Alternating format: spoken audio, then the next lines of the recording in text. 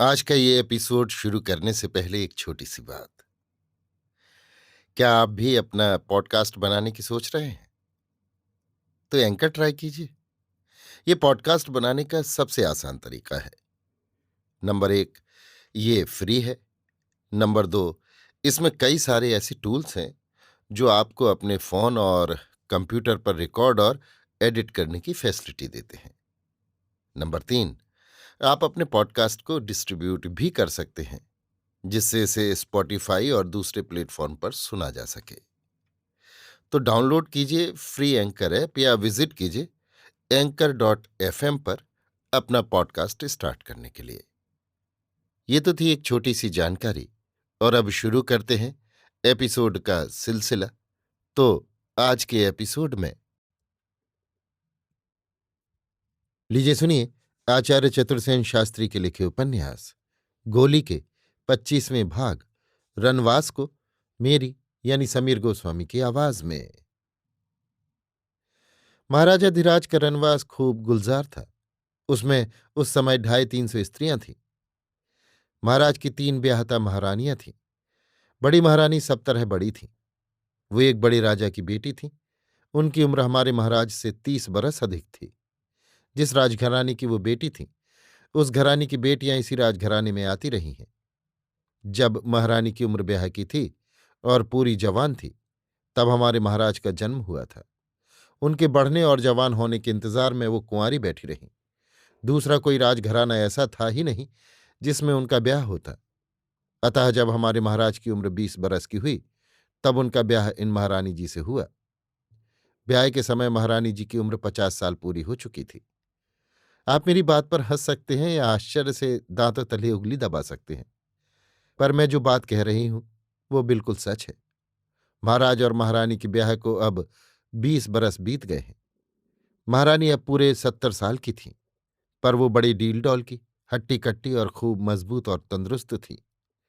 हमारे महाराज को वो अब भी अपने बगल में दबाकर उठा सकती थीं। रंग महल में सबसे भीतरी जनाना महल उनके तहत में था। सुना था उनके पास लाखों की हीरे मोती जवाहरात और नकदी थी, जिस पर वो महाराज को दांत नहीं कढ़ाने देती थीं। पर साथ ही ये भी सुना था कि आड़े वक्त पर उन्होंने रियासत की अनेक बार बहुमूल्य मदद की थी। आखिर बड़े राजा की बेटी थी। वो महाराजा धीराज की नाम मात्र की धर्मपत्नी थी। शरीर संबंध उनका कदाचित महाराज से हुआ ही नहीं। महाराज उनसे डरते भी बहुत थे।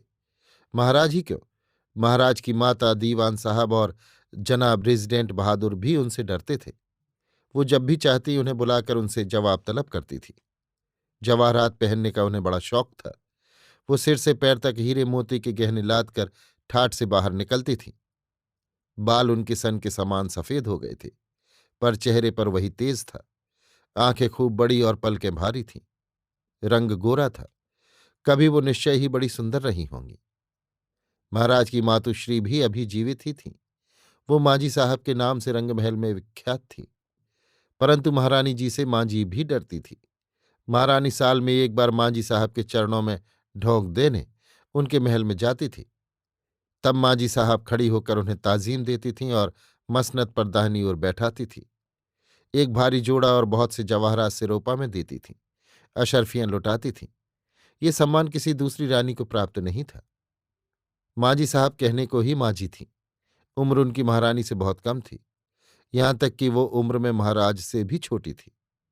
महाराज अब 40 को पार कर रहे थे, पर मांझी साहिबा अभी 30 की ही ड्योढ़ी पर झांक रही थी।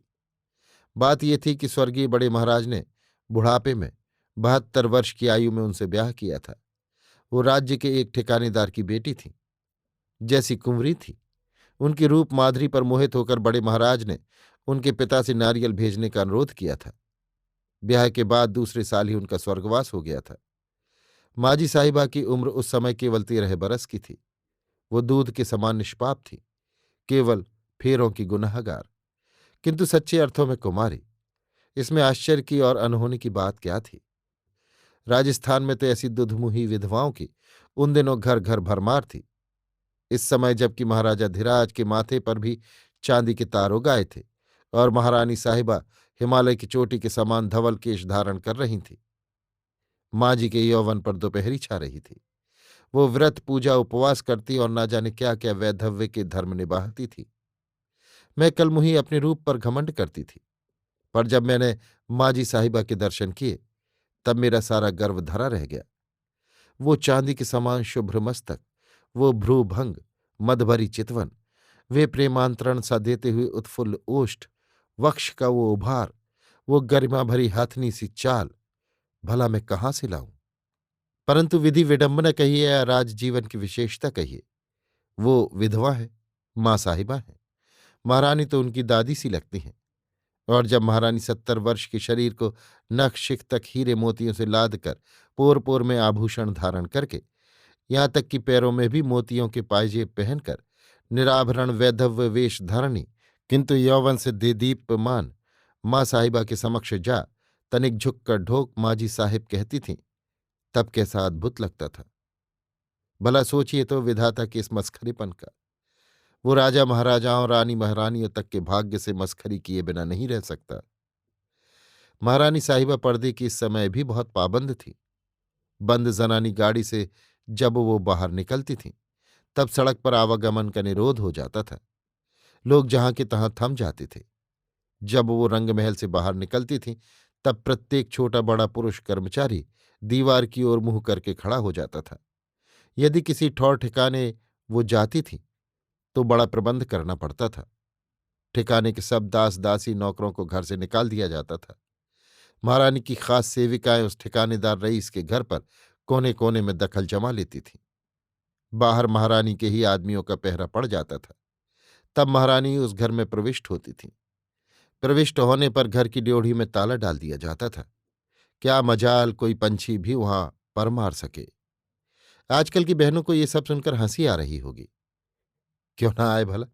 वे ठहरी ऊंची एड़ी की सैंडल पहनकर खटाखट खड़ती हुई सिनेमा वाली 20वीं शताब्दी की कल्चर्ड पढ़ी लिखी महिलाएं।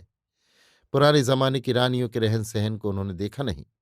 पर अभी तो और भी सुनिए। दूसरी रानी भटानी रानी के नाम से रंगमहल में प्रसिद्ध थीं। वो भी एक राजा की बेटी थीं। इनके पिता थे तो छोटे से राजा, पर बड़े भारी विद्वान और नए ढंग के थे। अधिकांश समय विलायत में रहते थे। दैव दुर्विपाक से इन रानी को गंगरीन की बीमारी थी। ये भी एक प्रकार का गलित कुष्ठ है। कुष्ठ के साथ तपेदिक का मिश्रण भी कहिए। दाहिने पैर की 2 उंगलियां कतई गल गई थी। वो जख्म अब भी नहीं भरा था। सेनिटोरियम में वर्षों से पड़ी थी। लौटकर जीवित महल में आने की कोई आशा भी नहीं थी, क्योंकि दिन प्रतिदिन उनके अंग गलते ही जा रहे थे। सुना था सूख कर कांटा हो गई थी। पर अभी चित्रगुप्त का खाता पूरा नहीं हुआ था। पूर्व जन्म के जिस पुण्य प्रताप से वो महारानी बनी थी उसका भोग अभी शेष था, सो वो इस प्रकार उसे भोग रही थी। गत 2 वर्षों से तो महाराज ने उन्हें देखा ही नहीं था। विवाह उनका बड़ी धूमधाम से हुआ था। 7 लाख का टीका उनके पिता ने दिया था। अब भी प्रतिवर्ष 1,50,000 की भेंट मिलाई महाराज को उनके पिता भेजते ही रहते थे। तीसरी रानी कुंवरी की ही भांति एक ठिकानेदार ठाकुर की बेटी थी। ठिकाना छोटा था। रानी जी जरा वजनी थी, केवल 3 मन 10 सेर। ठिगनी भी बहुत थी। पढ़ी लिखी थी। उपन्यास पढ़ने का शौक था। खूब गोरी चिट्टी थी, मगर मिजाज की तीखी। आराम से पलंग पर पड़ी रहती थीं। महाराज से उनकी बनती नहीं थी। सौतों को वो फूटी आंख नहीं देख सकती थीं। महाराज को घोल कर पी जाना चाहती थीं। महाराजा धीराज उनसे घृणा करते थे, दूर भागते थे। उनके महल में महीनों बरसों भी नहीं फटकते थे। जब भी पधारते थे कोई न कोई हंगामा उठ खड़ा होता था। बहुधा मारपीट भी हो जाती थी। रानियों के अतिरिक्त 4 पड़दायतें भी थीं।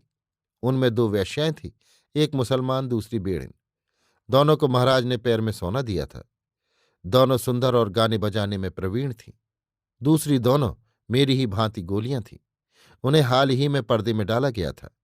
एक कुछ पढ़ी लिखी थी, दूसरी एकदम पढ़-पत्थर साधारण सुंदरी थी। एक दूसरी रानी के दहेज में आई थी, दूसरी इसी ठिकाने की थी। कभी ये दोनों महाराज के बहुत मुंह लगी थी, अब उनकी उतरती बहार थी। और बांदी गुलाम बहुत थे। बहुत सी कंचनियां बेड़नियां आदि आती जाती ही रहती थीं। कहाँ तक उनकी गिनती की जाए। गरज महाराजा धीराज का रनवास खासा गुलजार था। जैसा कि मैंने पहले बताया, उनमें रानी, बांदी, खवास, गोली, गुलाम सब मिलाकर 200-250 स्त्रियां थीं, जिसमें से बहुतों को महाराजा धीराज पहचानते भी नहीं थे। अभी आप सुन रहे थे आचार्य चतुर्सेन शास्त्री के लिखे उपन्यास गोली के 25वें भाग रनवास को मेरी यानी समीर गोस्वामी की आवाज में।